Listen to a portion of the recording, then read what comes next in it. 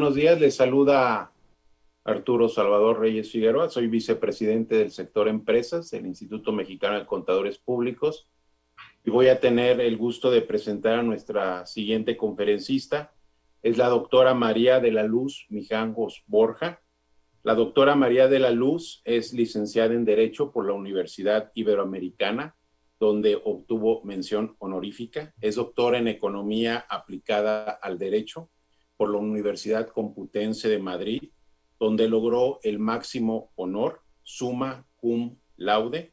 También obtuvo la licenciatura en Derecho en la Universidad Complutense de Madrid por oposición y la especialidad en Derecho Constitucional y Ciencia Política en el Centro de Estudios Constitucionales de Madrid. Fue becaria por Fulbright para realizar una estancia postdoctoral en la Facultad de Derecho en la Universidad de Yale en los Estados Unidos.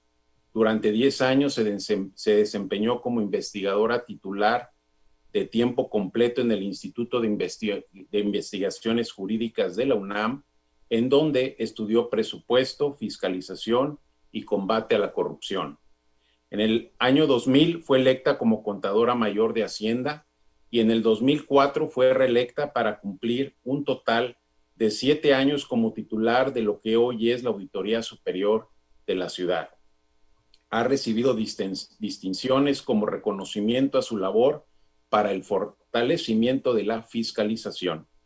Desde 2010 y hasta 2018 fungió como coordinadora de asesores de un consejero electoral del INE, que es el Instituto Nacional Electoral aquí en México. Ha impartido clases sobre Derecho Financiero, Transparencia y Fiscalización en el posgrado de Derecho de la UNAM y en otras universidades. Ha escrito una decena de capítulos en libros y diversos artículos sobre combate a la corrupción y es autora del libro Gastos Fiscales y Reconversión Industrial, publicado por la Universidad Complutense, y coautora del libro de Derecho y Corrupción, publicado por Editorial Porrúa. A partir del mes de marzo de 2019, fue designada como fiscal especializada en combate a la corrupción de la Fiscalía General de la República. Es para mí un honor presentar a la doctora María de la Luz Mijangos Borja. Muchas gracias. Muchas gracias por esta presentación y quiero también iniciar dando las gracias por invitarme a este congreso. En primer lugar, a la presidenta del Instituto Mexicano de Contadores Públicos, la contadora Diamantina Perales Flores. Pero también quiero tomarme unos minutos para reconocer ampliamente a mi colega en el Sistema Nacional Anticorrupción, a la contadora Rosa María Cruz Lesbros. Los minutos son para expresar que desde mi inicio en temas de fiscalización, percibí que había un falso conflicto entre contadores y abogados. Eso se desvaneció cuando conocí a Rosy. Con ella aprendí que cuando te une el propósito de combatir la corrupción, la técnica, la ciencia y todo el conocimiento son herramientas que se compaginan sin conflicto alguno.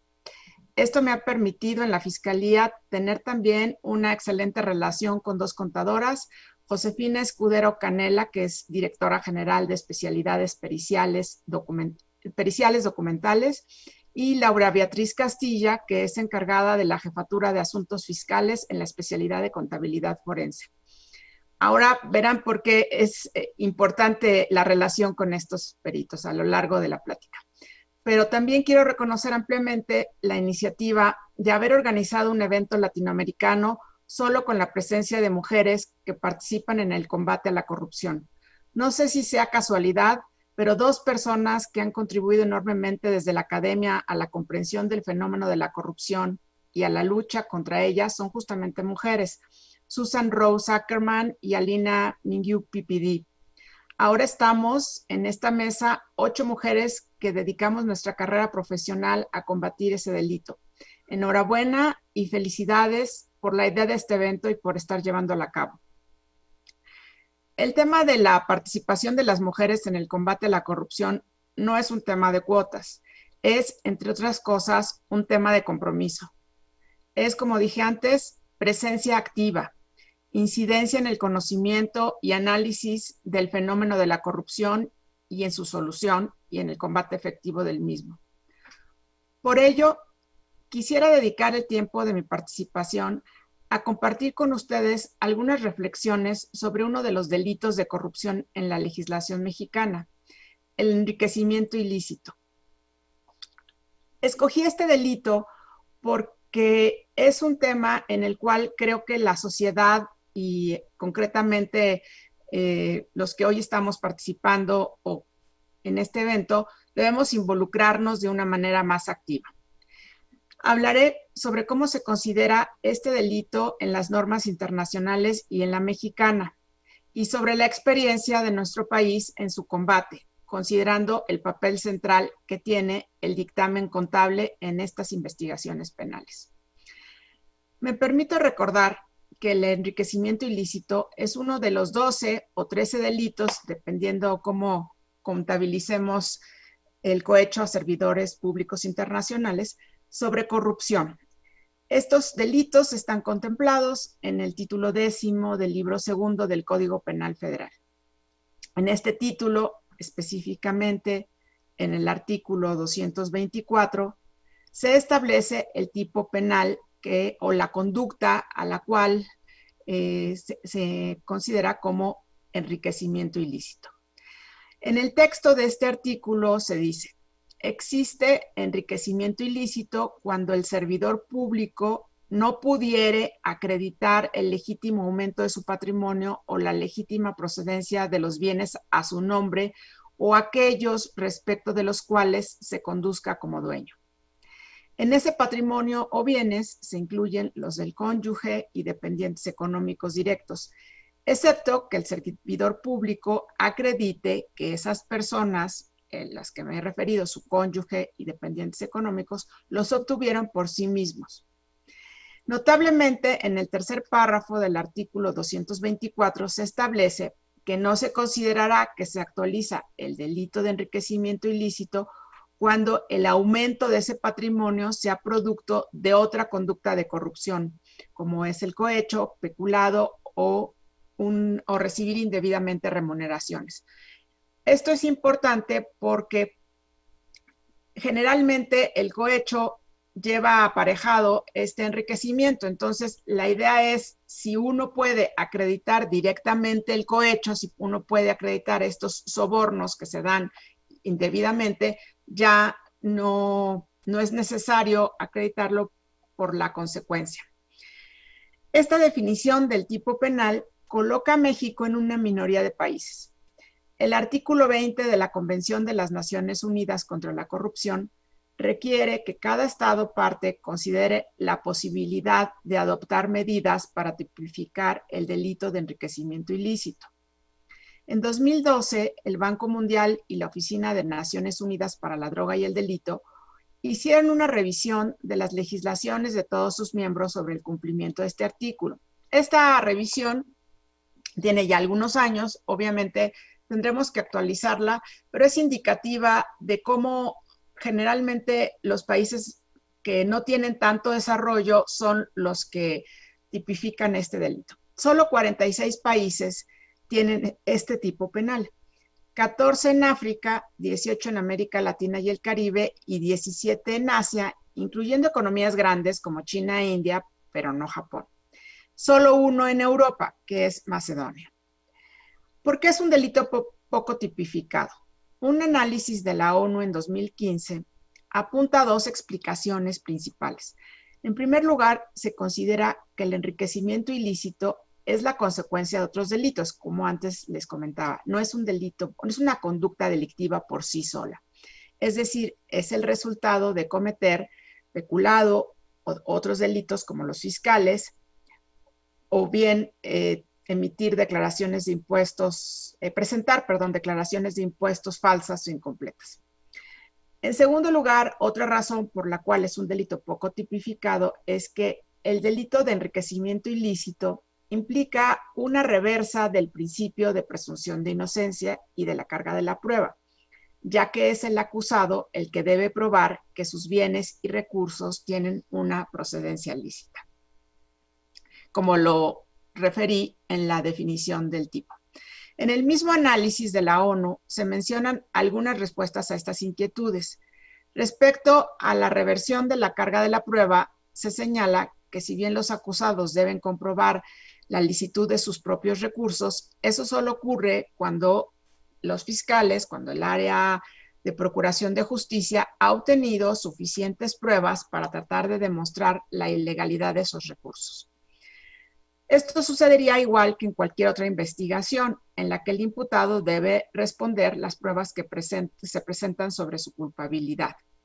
Esto es, nosotros para tener una acusación sobre enriquecimiento ilícito tenemos que revisar las declaraciones fiscales, las declaraciones patrimoniales de los servidores públicos, sus estados de cuenta bancarios y advertir de ellos que existe alguna situación que no concuerda con alguna irregularidad o alguna situación que él tiene que demostrar para considerar que su patrimonio tiene un origen lícito.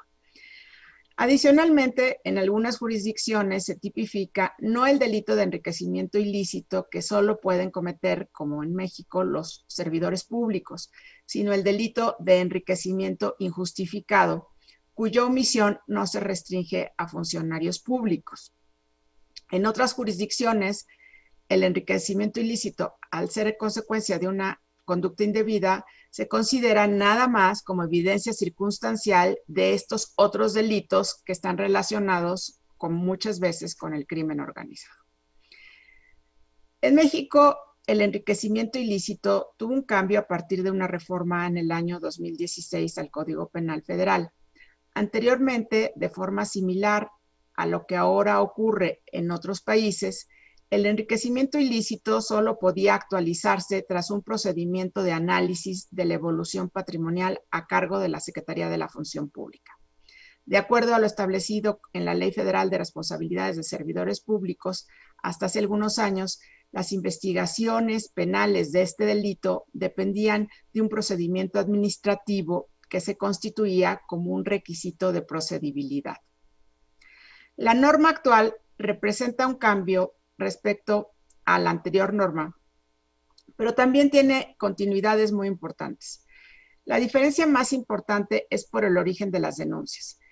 La Secretaría de la Función Pública ya no tiene este monopolio, pero desde luego es quien más denuncia este tipo de delito. De las 106 denuncias que actualmente tiene la Fiscalía Especializada en Combate a la Corrupción de este delito, hay que les un breve paréntesis, como se dijo en la síntesis curricular.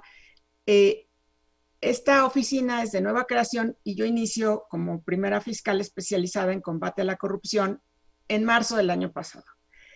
Desde que se inicia el trabajo de la Fiscalía hasta el día de hoy, o sea, aproximadamente unos 16 meses, hemos recibido 1,300 denuncias. De estas, 106, o sea, un poco menos del 10%, son denuncias que implican el delito de enriquecimiento ilícito.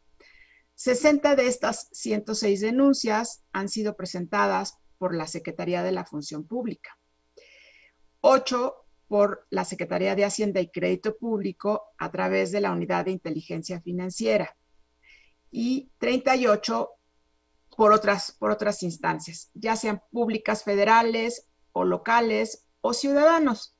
Es aquí donde quiero detenerme para señalar por qué escogí hablar hoy de este delito. Escogí hablar de este delito porque creo que esta apertura que se dio al quitar el requisito de procedibilidad debe llamarnos como ciudadanos, debe alentarnos a presentar denuncias por enriquecimiento ilícito de ciertos servidores públicos que a juicio vamos a ver más adelante, de los ciudadanos pueden estar cometiéndolo. Creo que este es un impulso muy importante para el inicio de las investigaciones. Es una manera de contribuir con la Fiscalía para que ella tenga elementos, para que ella tenga posibilidad de que sus fiscales, que los ministerios públicos se dediquen también a tener esa observación sobre los servidores públicos, no solamente en que se cumplan formalmente con las licitaciones, no solamente en que cada vez se encuentren maneras más sofisticadas de entregar los sobornos, sino que finalmente su actuación sea también una actuación, dijéramos ahora, republicana, una actuación en la que se conduzcan con honestidad y que eso se vea reflejado en su patrimonio. Les decía que la Secretaría de la Función Pública sigue teniendo una participación importante en la presentación de denuncias penales porque tiene la atribución de analizar la evolución patrimonial de los servidores públicos a partir de las declaraciones que presentamos. El Sistema Nacional Anticorrupción aprobó el año pasado un nuevo formato y en este formato una de las discusiones que se tenían era sobre la publicidad de los datos. Y algo que tenemos que explicar a los ciudadanos claramente es que una cosa es que los datos sean transparentes, que los datos sean conocidos por todos, y otra, que la función pública de cualquier forma tiene toda la información. La información reservada es muy importante para ella porque pues tiene los datos de las cuentas bancarias, tiene también la posibilidad de solicitar a la Comisión Nacional Bancaria información adicional sobre estas cuentas. Entonces, a partir de esta atribución, la Secretaría de la Función Pública realiza una evaluación patrimonial de estos servidores públicos. Aquí también es importante destacar que a mi juicio, esta evaluación patrimonial, los que realizan esta evaluación tienen que tener cada vez más una capacitación, una certificación en este trabajo que hacen. Aquí creo que entra el tema del peritaje contable, porque al realizar esta evaluación patrimonial están afectando derechos de los servidores públicos y tienen que hacerse con todo rigor. O sea, para cumplir con un debido proceso, tienen que ser ellos responsables de este peritaje, responsables de la acusación que va a dar origen en la Fiscalía a este servidor público. Y aquí es donde volvemos a esta colaboración que decía al inicio entre contadores y abogados. Aquí es donde los contadores, son esa herramienta fundamental para los servidores públicos, para los abogados sobre estas acusaciones. Pero hay otras instancias que también pueden acceder a información equivalente. La Unidad de Inteligencia Financiera, que ha tenido un papel muy activo en este gobierno, puede también tener en sus alertas alguna evidencia de que servidores públicos pueden estar manejando recursos por encima de sus capacidades o por encima de lo que normalmente sería su manejo patrimonial, y puede analizar las declaraciones fiscales, otro tipo de información, las declaraciones fiscales que están también dentro de la propia Secretaría de Hacienda y Crédito Público, así lo ha señalado el fiscal general, el doctor Alejandro Gertz Manero, cuentas bancarias que puede tener también acceso a través de la Comisión Nacional Bancaria de estos servidores públicos, y si encontrara, además de la alerta que tiene una discrepancia notable, tendría elementos para presentar una denuncia penal. En este caso, a diferencia de la Secretaría de la Función Pública, no vendría esta evolución patrimonial, sino que al presentar esta denuncia penal, nosotros tendríamos que revisar esta información y mandar a nuestros peritos, a estas personas que antes reconocí, a realizar un peritaje sobre esta información que presenta la Unidad de Inteligencia Financiera. Asimismo, como la información de las declaraciones patrimoniales de los servidores públicos tienen en una gran parte información de acceso a cualquier ciudadano, ustedes pueden revisarlas, contrastarlas con otras fuentes abiertas y de nuevo, si identificaran algo que a su juicio no pudiera explicarse, se puede presentar una denuncia y la Fiscalía tiene la obligación de investigar y llegar a una conclusión. Nuestras investigaciones siempre tienen que estar soportadas con este peritaje contable al que he hecho referencia, y este peritaje contable tiene ya un elemento adicional. La información va con un juez de control. Nosotros solicitamos a un juez penal, a un juez que está adscrito en el nuevo sistema a un centro de justicia penal, le informamos el resultado de nuestras investigaciones y le señalamos que necesitamos obtener estos datos ya con control judicial, o sea, ya con su visto bueno para que formen parte de un juicio, de una acusación que dará lugar a un juicio en el cual se debatirá si el servidor público en verdad cometió este delito. Es aquí donde la continuidad entre la norma antigua y la norma actual sobre enriquecimiento ilícito es el papel central que tiene el peritaje contable sobre la evolución patrimonial de los denunciados. Aunque las denuncias que presenta la Secretaría de la Función Pública ya incluyen, como antes dije, un dictamen, tras el que están solicitudes de información a los registros de la propiedad, del comercio y vehiculares, las denuncias que presenta la UIF, dije antes, no lo incluyen. Es importante que siempre haya este segundo peritaje que va a ser la Fiscalía Especializada. En la Fiscalía Especializada en Combate a la Corrupción, desarrollamos un protocolo de actuación para los ministerios públicos que integran las carpetas de investigación por enriquecimiento ilícito. Independientemente de la información que presente el denunciante, ya sea la Secretaría de la Función Pública, la Unidad de Inteligencia Financiera o cualquier otra instancia, el Ministerio Público siempre tiene la obligación de solicitar un dictamen pericial contable sobre el patrimonio del funcionario denunciado. Solo si este dictamen pericial contable concluye que sí hay un aumento inexplicable, cuyo origen es inexplicable, se procede a la judicialización, se procede a solicitar a un juez la audiencia inicial para vincular a proceso al servidor público. Puede ser que entre el público que sigue la transmisión haya personas que tengan profesiones distintas a la de contabilidad y derecho, por lo que creo que es importante mencionar que la diferencia entre el dictamen administrativo de la evolución patrimonial y el dictamen que hace la Secretaría de la Función Pública y el dictamen pericial contable que se necesita para la judicialización.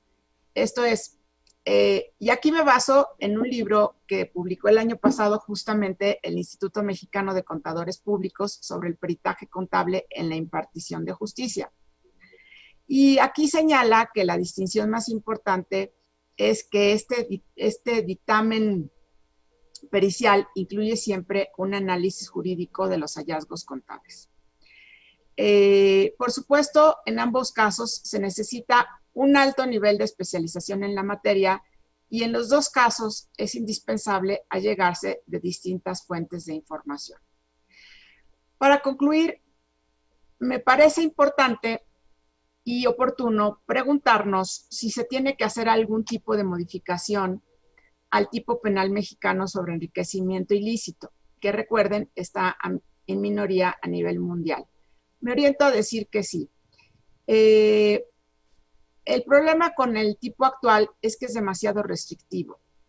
Solamente se actualiza si el incremento injustificado de bienes tiene dos características: que los bienes estén a nombre del funcionario, su cónyuge o sus dependientes económicos, y un segundo que está a debate es que se relacione con el ejercicio de su cargo público.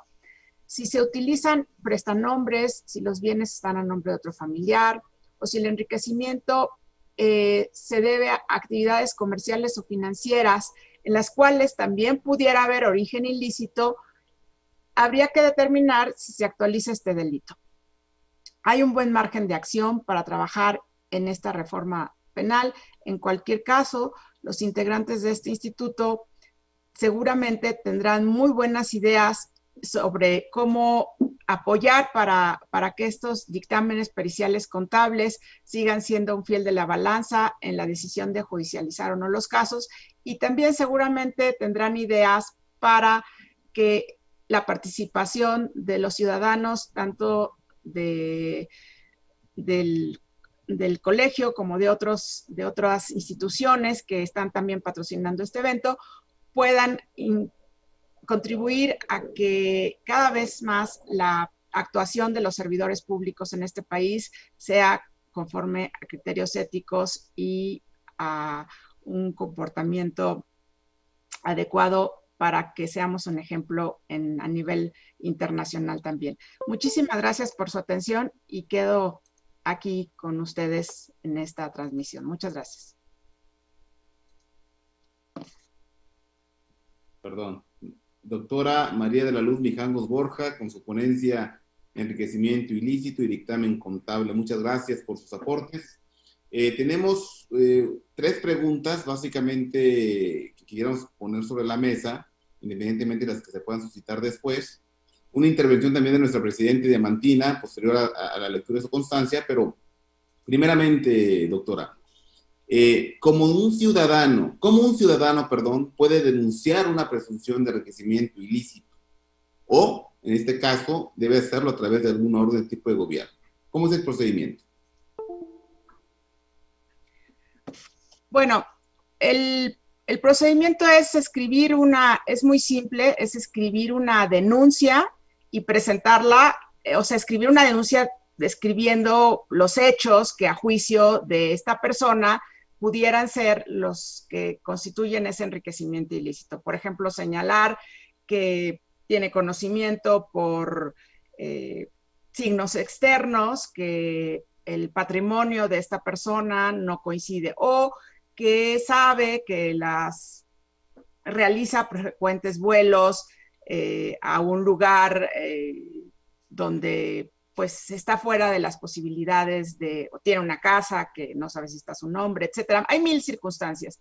Claro. O otras que han surgido, por ejemplo, de denuncias en los medios de comunicación o videos en diferentes redes sociales. Entonces, es señalar los hechos, señalar por qué a su juicio se da esta circunstancia, si tiene alguna evidencia, adjuntarla. Es muy importante el tema de las evidencias porque pues muchas veces parece más un tema de conflicto personal o de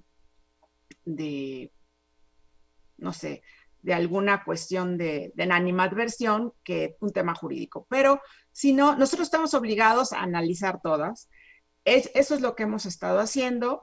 A lo mejor pudiera parecer en un inicio una pérdida de tiempo o un desperdicio de las capacidades institucionales que son escasas, pero así lo hacemos y creo que es importante, como les decía, que esta participación ciudadana se dé.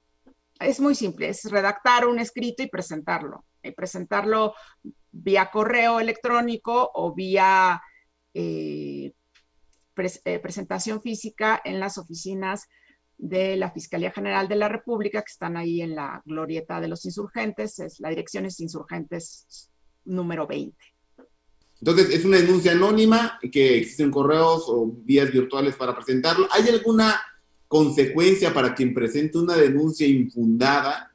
Es decir, me equivoqué, o también con una mala intención cualquier persona puede establecer un acto desperdiciando recursos públicos en la investigación, como usted lo dijo. ¿Qué pasaría en ese supuesto, doctora? Pues es muy difícil, creo yo. Estamos en el momento en el que corremos pues ese riesgo. Le digo, es pues una atribución de la Fiscalía revisar el escrito y ver si trae elementos que pudieran dar inicio a que se ejerza esa atribución.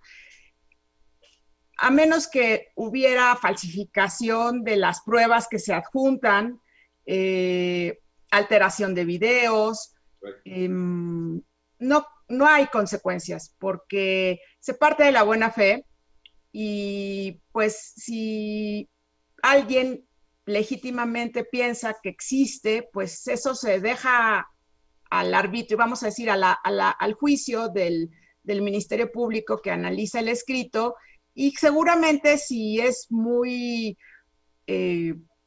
absurdo, pues no dará inicio a esta investigación.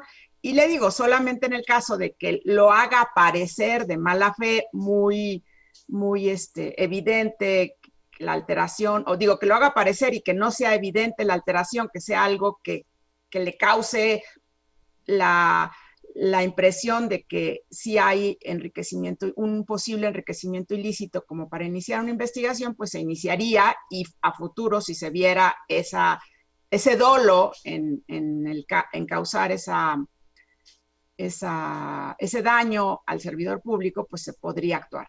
Pero lo más probable es que sea un desperdicio inicial de algunos recursos públicos, claro, que creo que vale la pena por los que sí pudieran resultar reales, ¿no? Decía que el delito de lavado de dinero, bueno, tenemos un minuto para hacer el planteamiento. Bueno, hay 17 conductas, bueno, 15 bases y alguien que ayude, y que cuando es cometido por un funcionario o servidor público, y esto en torno también a bueno, está aquí la doctora también Rosa María Cruz Lesbros, esta propuesta del Sistema Nacional de Corrupción de hacer las declaraciones patrimoniales conjuntamente con intereses para todos los servidores públicos a partir del mes de septiembre y muy particularmente en este año 2020. La intención es de que cuando un funcionario o servidor público cometa estas actividades antisociales, conductas antisociales, pues se incremente la pena. ¿Cuál es la estadística, doctora? ¿Qué estadística hay justamente en este marco de prevención del lavado de dinero y sobre todo el castigo de que sea punible el delito, ¿no? Cuando provienen de recursos de procedencia ilícita, en este caso por enriquecimiento. Yo creo que eso es así como en los cuentos, lo que nos va a dar el hilo para la siguiente plática. En este momento no tengo datos sobre las estadísticas, creo que tampoco las hay, pero le voy a comentar algo, es que el lavado de dinero no se ve en la Fiscalía Especializada, como usted dice, el artículo 400 bis es de otra área. Entonces, una de las iniciativas que se tiene es dotar también de una investigación más integral a la Fiscalía, y que cuando se tenga alguno de los delitos del título 10, también se investigue el siguiente destino del dinero para poder acreditar las operaciones con recursos de procedencia ilícita. Pero les digo, esto es motivo de otra plática que me dará mucho gusto, y también en la cual Rosa María pues ha estado muy, muy participativa. Yo les agradezco esta invitación y pues estamos como siempre a sus órdenes y en comunicación. Y con el compromiso de la plática que usted acaba de poner sobre la mesa, seguramente nuestro presidente y el instituto va a tomar cartas en el asunto. Vamos a cederle la palabra a la muy distinguida contador público certificado Rosa María Cruz Lesbros, quien actualmente es presidente del Comité de Participación Ciudadana y en consecuencia el Sistema Nacional Anticorrupción en México, para que haga lectura de su constancia, si me lo permite. Sí, cómo no, muchas gracias. Bueno, como lo mencionó la doctora, hemos sido compañeras de batallas desde hace muchos años, nos conocimos, yo aprendí mucho de derecho y ella, yo sé que sabe mucho de contabilidad en la fiscalización, y pues yo creo que esta sinergia es muy, muy productiva. Y bueno, hago lectura de la constancia. El Instituto Mexicano de Contadores Públicos le otorga la presente constancia a la doctora María de la Luz Mijangos Borja por su participación como conferencista en el Congreso Internacional Mujeres en el Combate a la Corrupción y el Lavado de Dinero en modalidad virtual. Firma la presidenta, nuestra presidenta del Instituto Mexicano de Contadores Públicos, Diamantina Perales Flores, y el vicepresidente del sector gubernamental, Alejandro Álvarez González, y el vicepresidente de Práctica Externa, Felipe Martínez Tiscareño. Muchísimas gracias, María de la Luz. De verdad que aquí quedamos como para la segunda ronda, que va a ser también muy interesante, y te tomamos la palabra para tenerte con nosotros de nuevo. Muchas gracias. Un mensaje breve de la presidenta del Instituto Mexicano de Contadores Públicos, y que le pedimos también inmediatamente enlace a la persona que va a presentar al siguiente expositor. Sí, muchas gracias, Néstor. Agradecer y la oportunidad que me brindan este espacio. Me gustó mucho Rosa María Cruz Lesbros y también a la doctora María de la Luz Mijangos, esta sinergia tan importante que están realizando en el combate a la corrupción, como dos mujeres integrantes del Comité de Participación Ciudadana del Sistema Nacional Anticorrupción en nuestro país, y obviamente agradecerle a la doctora que haya accedido a participar con nosotros, agradecerte, Rosy, que haya sido el vínculo, porque así es como sumamos y así es como creamos ese vínculo tan importante entre los organismos de profesionales, la sociedad civil y obviamente en este tema, pues las instituciones de gobierno. Muchas gracias y como bien dijeron ustedes, reiterarle la invitación a la doctora, que ha sido su ponencia pues más que excelente. Muy amables.